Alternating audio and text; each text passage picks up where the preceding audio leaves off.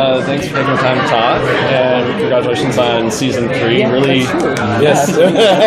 But I mean, season 2. The way season 2 ended was such a game changer in a lot of ways. I mean, the show almost feels like a new show in a lot of ways. We have them expanding the world. Is that kind of what you look at in season 3? Is continuing to expand this world and looking at other colonies and just how people are reacting to the situation?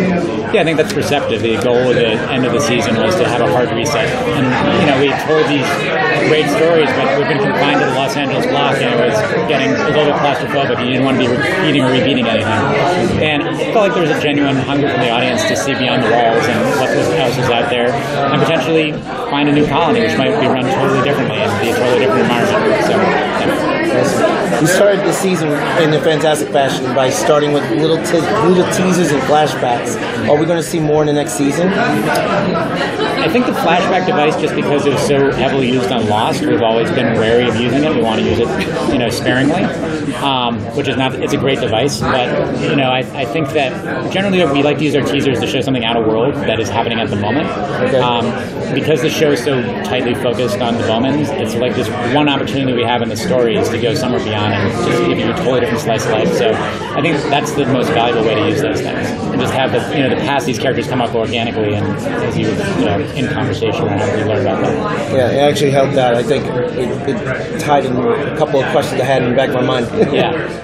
I mean, going back to that day that we'd missed, I mean, if Ryan had written a more conventional pilot, that would have been the first episode of the series. But very consciously, he thought it'd be much more interesting to start further downstream storytelling-wise, and I think he was right.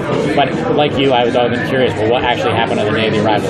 But that's such a seminal event, and I don't think there's really another analog for that in the storytelling. Yeah. One thing, too, that I think I appreciate about the show is that the violence always means something. Like, what you can just feel, like, the brutality of the world, just like what the invasion, when they went to the neighborhood and they were attacking, like, in the suburbs, it just really felt raw and gritty. Right. And the way you directed, like, the one-shot attacks, like, in the theater. I mean, the action, I thought, is just so fresh for what's going on in television right now. Is that something you're thinking of, too, for season 3 to continue that kind of mindset? I mean, that comes from great directors, and we've been very fortunate to have them. Peter Lito, who directed the sequence you're mentioning in episode 12, he's fantastically talented. We're fortunate to have him come back for episodes 3 and 4 this year. Tim Southam, who did an amazing job with a bunch of episodes. Our producing director, he's doing 1, 2, and probably 13. So we've been just very gifted and very blessed in who comes to work on the show. And we have limited resources. And we're a show that shoots in 8 days. So that theater wonder, they shot in a day and a half, which is a miracle. I mean, shows I will not name would take 20 days to shoot these things, right? But that's why it feels visceral. I mean, part of the style choices of the show are to make sure that it has to be gritty and real and shot, handheld and shaky, just because we don't have time to be doing traditional setups. So, it's definitely been planned for, but it's also the talent of the operators and the director is making it happen. Are there any sub-stories or B-stories that you wanted to tell in the first 2 seasons that you are going to be able to explore now in season 3 since you have one? Yes. It's hard to be specific.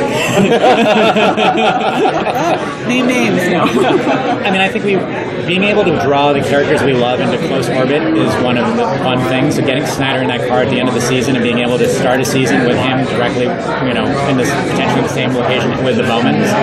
His interactions with Will are always delightful, and Graham doesn't trust him, and there's a powerful cocktail of drama to be explored there, I think.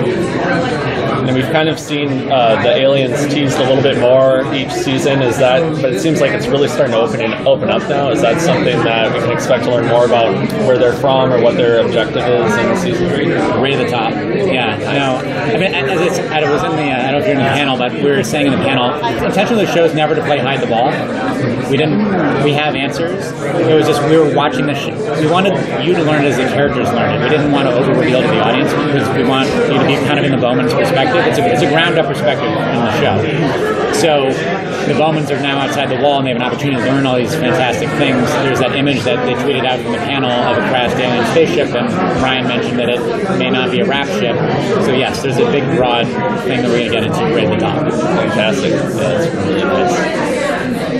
In the upcoming season, do you think there will be, or can you tell us if there's going to be a shift in the dynamic of the family? Yes, I think that's. I mean, the shows that Ryan and Carlton and I love are generally there's a relationship drama, and then you put a genre spin on top of it. So this is clearly a family drama with a sci-fi spin on top of it. And what I like about this show is that it reinvented itself. Season 1, there's this infidelity metaphor, right? And a lot of shows would have kept that through the entire run of the show, and it would have been hard to generate. Those stories would have gotten so tired. So I'm glad we blew that up in Season 1. And Season 2 was about the child who comes home and can a marriage repair itself.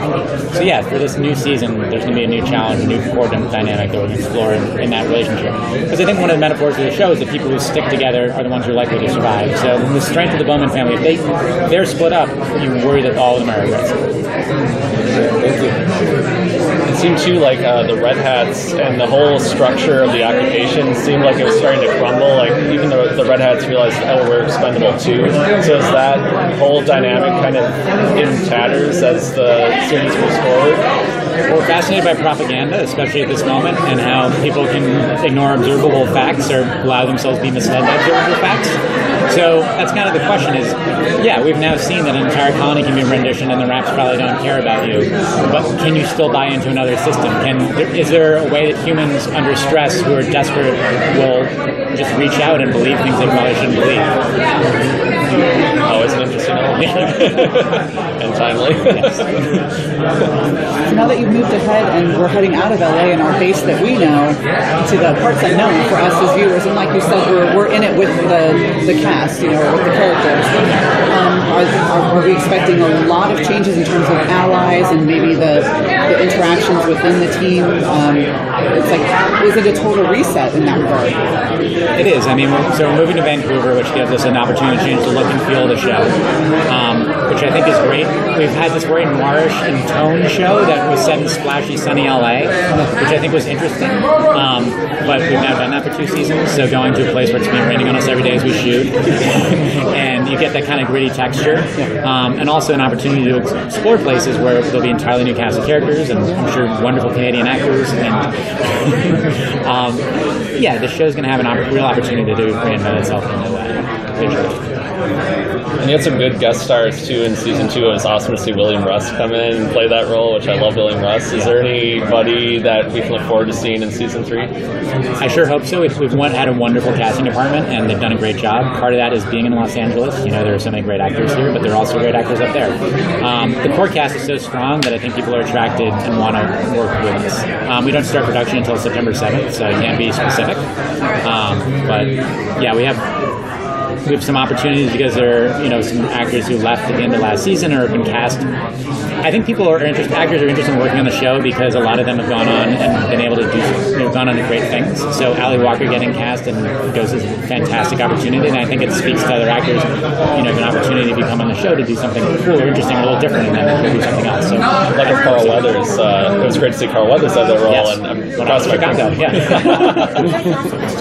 Thank you. Can we look forward to going to space again? Is that, you think you're looking at exploring the moon base or anything like that, or are you going to be more Earth-centric? Budget depending, that'd be wonderful.